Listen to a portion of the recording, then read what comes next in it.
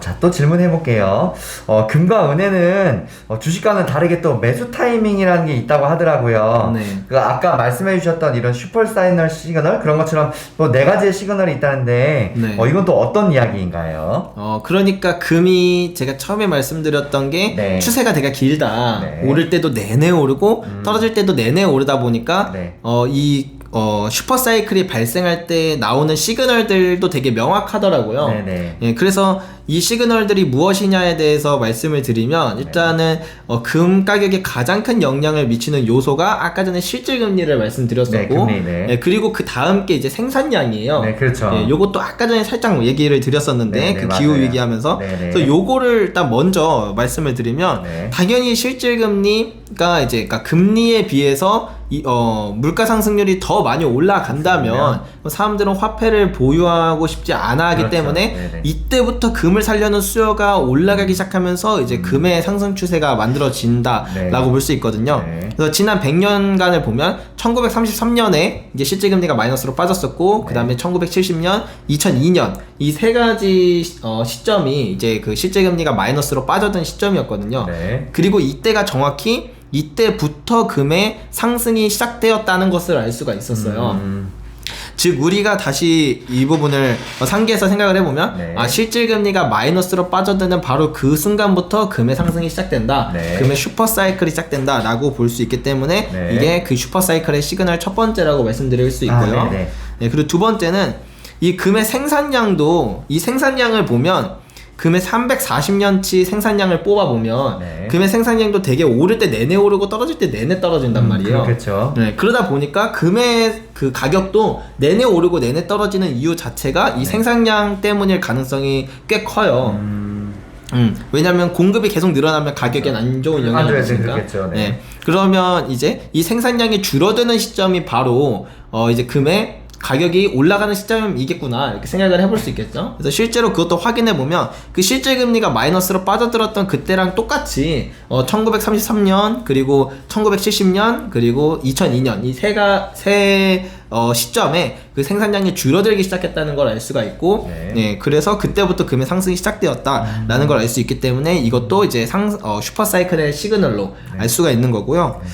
그리고 여기서 그러면 생산량이 왜 오를 때 내내 오르고 왜 내릴 때 내내 떨어지지? 이런 생각을 하실 수도 있어요. 네. 근데 요것도 너무 당연한 건데 우리가 예를 들면 이 과자 같은 경우에는 네.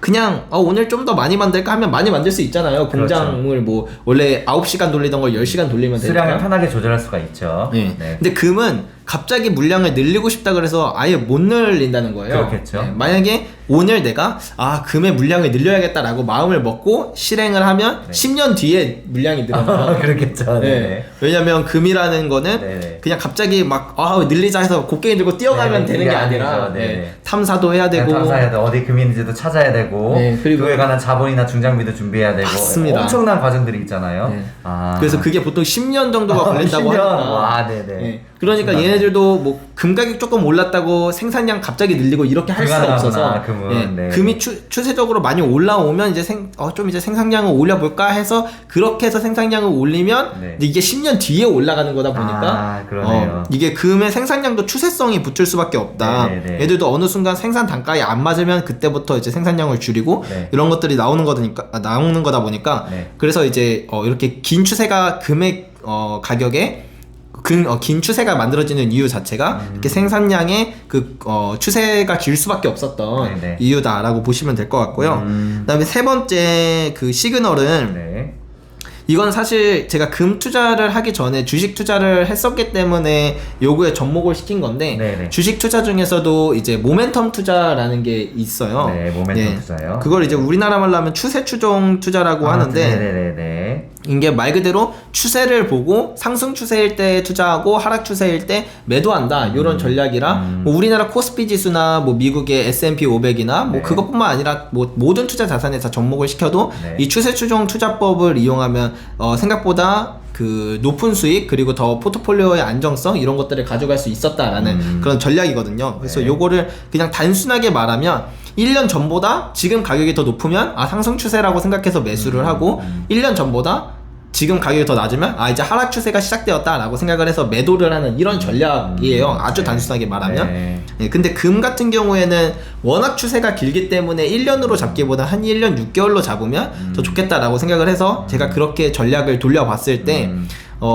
금 같은 경우에는 추세가 길기 때문에 한번 상승 사이클이 시작되었다고 해서 시작되었다면 그럼 이제 1년 6개월 전의 가격보다 지금의 가격이 더 높아질 거 아니에요. 네네. 예, 그럼 그때는 보통 이제 그때부터 진짜 상승 사이클이 시작되고 네. 그리고 나서는 그 주식 같은 경우엔 변동이 크기 때문에 중간중간에 뭐 아직 상승 중인데도 매도 시그널이 뜰 때도 있지만 금 네. 같은 경우에는 그런 경우가 거의 없어서 네네. 나중에 만약에 매도 시그널이 떴다? 그러니까 1년 6개월 전에 가격보다 지금 가격이 더 내려왔다 하면은 대부분 그때가 고점이었다는 것도 알 수 있거든요. 그래서 결론적으로 우리가 말을 하자면 네.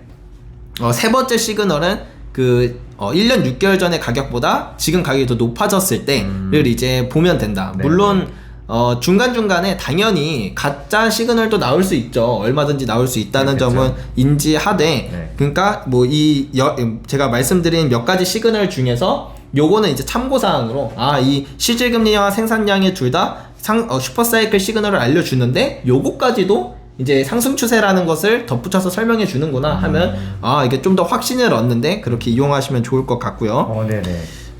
네 가지? 그 다음에 또 뭐가 있었지? 네, 버블 붕괴. 네. 네네, 맞아.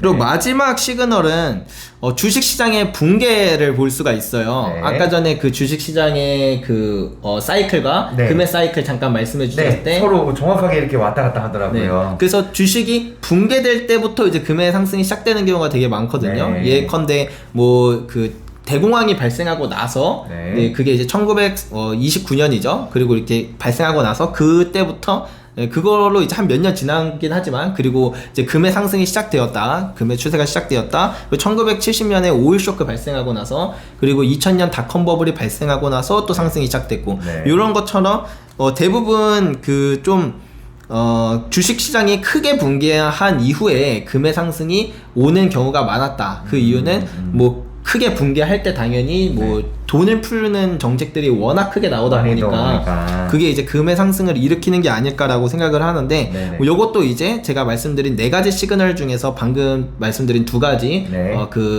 추세 추종과 그다음에 주식 버블의 붕괴하는 이 두 가지는 참고 사항 정도로만 같이 생각을 해서 하시면 좋을 것 같고 네. 우리가 가장 중요하게 봐야 될 거는 실질금리와 생산량이다. 생산량이야. 네, 요렇게 이해하시면 가장 좋을 것 같아요. 네, 아까 얘기했던 거 중에 네. 그 얘기 기억이 남네요. 그 생산량. 우리가 예를 들어서 화폐 같은 경우는 이제 물가를 올려야겠다. 네. 그 은행에서 돈을 이제 막 풀던지 어떤지 조절을 금방 할 수가 있는데 네.